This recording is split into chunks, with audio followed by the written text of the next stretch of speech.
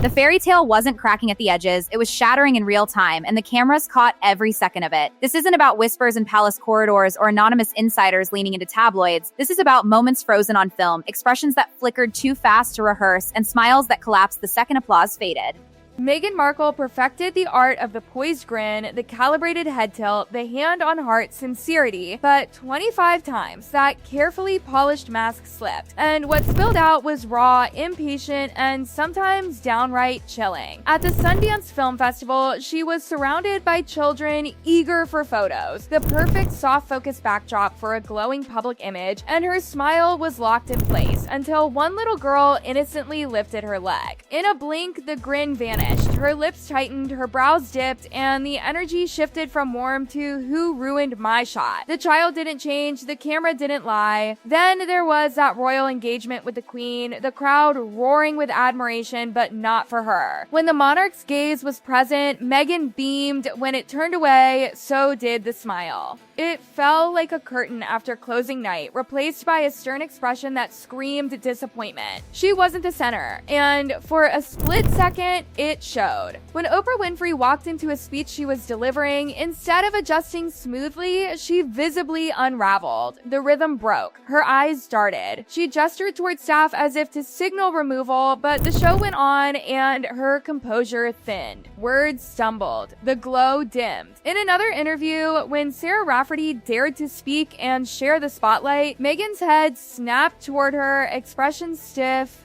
jaw set, eyes cold. The interruption wasn't loud, but her reaction was. Even Prince Harry wasn't immune. During a visit where she was mid-sentence and he attempted to contribute, the annoyance flashed instantly. Her lips pressed tight, her posture rigid. It wasn't subtle, it was volcanic restraint. At the centenary event, as Princess Catherine greeted dignitaries with composed elegance, Meghan didn't mirror the gesture. Instead, she delivered an intense, unblinking stare that felt less like admiration and more like simmering comparison. In another exchange, an elderly woman tried to add a suggestion during conversation, and the reaction was swift. Her face hardened, eyes narrowed, the unspoken message unmistakable. This wasn't her moment to share. During the 2018 Australia tour, when crowds approached to greet them, the bright public smile faded into a stare so sharp it cut through the festive air. The mask returned seconds later, but the slip lingered. At a polo event, laughter burst from her suddenly, dramatic and gripping as she clutched Harry's hand, only to drop just as abruptly into a frown, as if the joy had been flipped off like a switch. Back in 2014, on the USO holiday tour stage, singing White Christmas, she appeared disconnected, mumbling lyrics, scanning a distracted audience.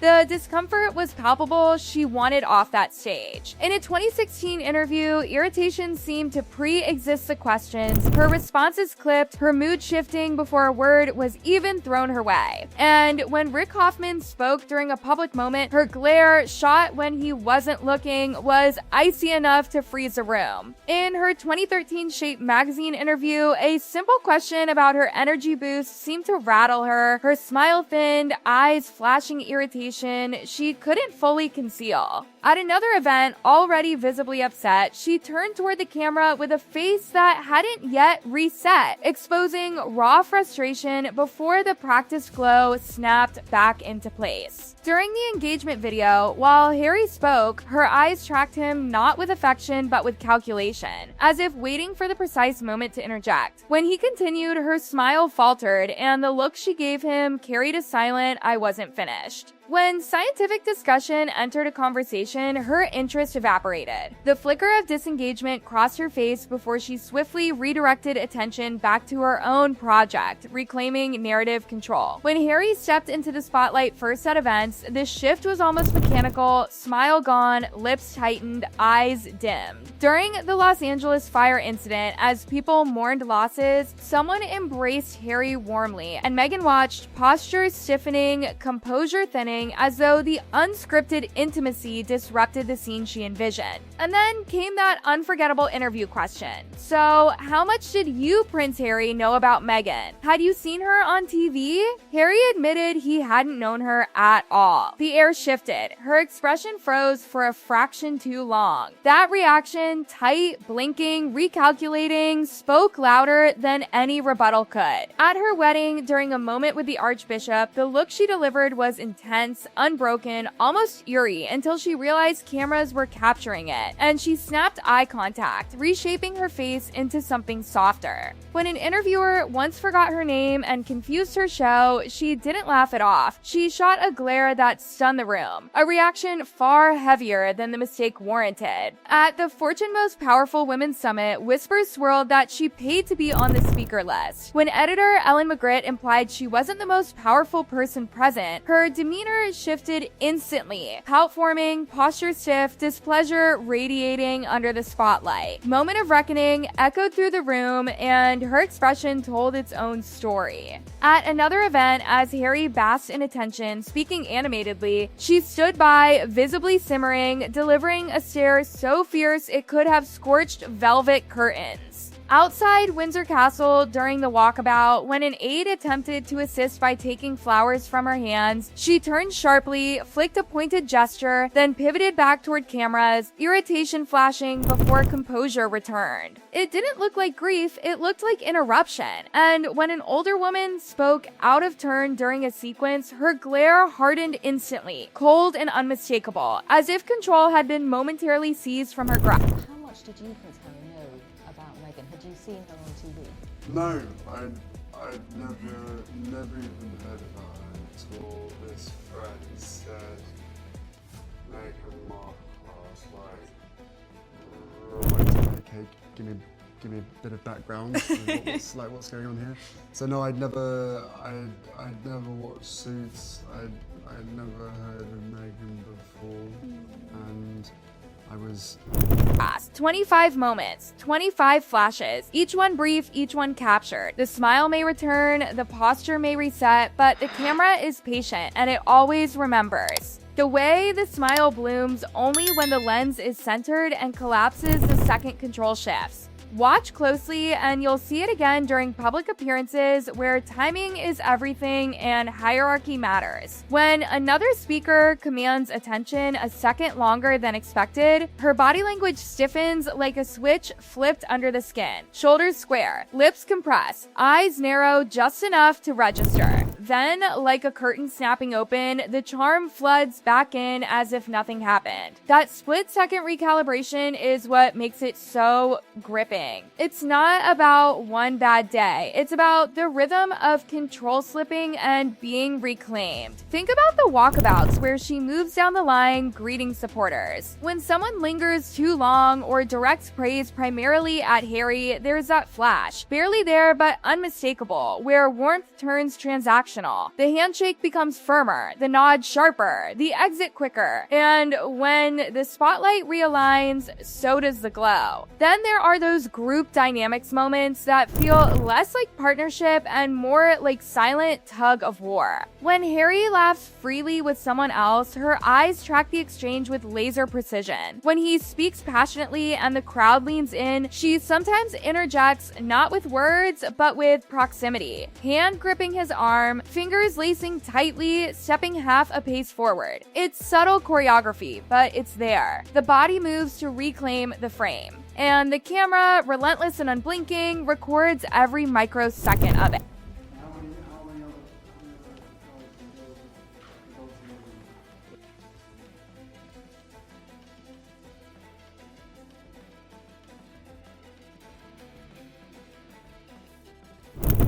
At panel discussions, especially the ones meant to elevate collective voices, there's a noticeable shift when the dialogue drifts away from her narrative. If the topic becomes abstract or centered on someone else's expertise, the engagement in her expression flickers. The eyes glaze for a fraction of a beat before she pivots the conversation back to familiar ground, her projects, her journey, her perspective. It's a strategic redirection, polished and practiced. But when the pivot happens too fast, you see the impatience underneath. The mask doesn't shatter dramatically, it twitches, it falters, it betrays. Even at glamorous events where the stakes are purely image-driven, the pattern repeats. Red carpets are her arena, the place where every angle is curated. But when photographers shout for someone else, when the noise crescendos for Harry or another celebrity, the smile tightens, the chin lifts higher, the pause lengthens as if daring the cameras to refocus. And when they do, the full megawatt grin floods back in like a stage light turned up to maximum. There's also that recurring intensity in her gaze during conversations with senior figures or authority figures. It's not just eye contact, it's unbroken, penetrating focus that borders on confrontation. And when she senses the moment has gone too far, when she becomes aware that the look might be misread, she softens instantly,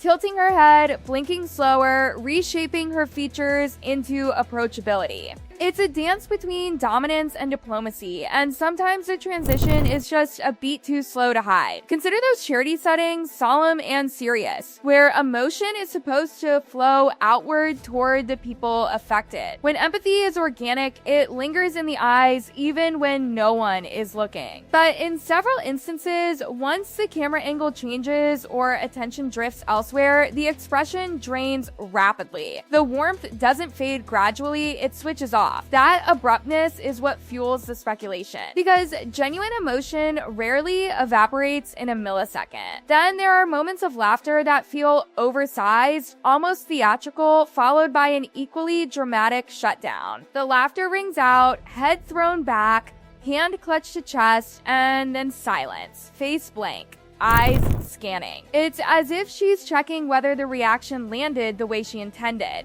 And if it didn't, the recalibration is immediate. Smile reset, posture adjusted, scene resumed. The most telling pieces, though, are the quiet ones, the times when she believes she's not the focal point. In candid behind-the-scenes footage, when she's waiting, when no speech is being delivered, when no introduction is imminent, her face often settles into something far more severe than the polished public version. It's not monstrous, it's not cartoonish, it's simply unfiltered. And because it contrasts so sharply with the radiant persona presented seconds later, it becomes fuel for critics who argue that the glow is performance, not default. During tense public scrutiny periods, especially when media narratives swirl, the intensity in her reactions appears heightened. A simple misstep by someone nearby, an aide moving too quickly, a comment delivered out of sequence can trigger that flash of irritation before the composure sweeps back in. The speed of that sweep is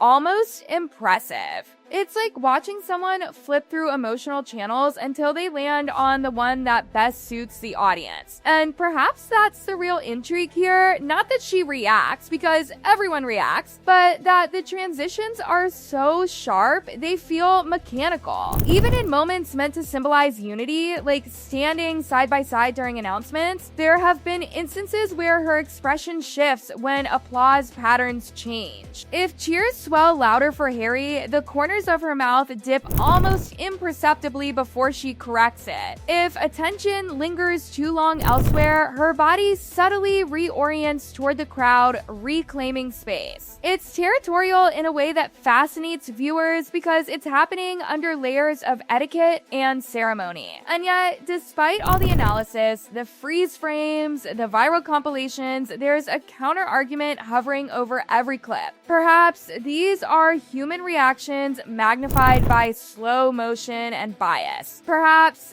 anyone under that level of scrutiny would have their fleeting irritations dissected into character judgments. But that's the paradox of living by the camera. If you curate the image meticulously, every crack becomes headline material. The more polished the mask, the more dramatic the slip. By the time you tally all 25 moments, what stands out isn't just annoyance or competitive competitiveness, it's a constant negotiation between persona and instinct. The split-second battles between how she feels and how she wants to be seen. And those battles, caught in high definition, become the story. Because in a world where every blink can be replayed, authenticity isn't judged by speeches, it's judged by micro-expressions. Whether these slips reveal something darker or simply something human depends on who's watching. But one thing is undeniable: the camera has captured enough flickers to keep the debate alive. 25 times the mask wavered, tightened, slipped, or shattered for a heartbeat. 25 reminders that when you live for the lens eventually sees everything.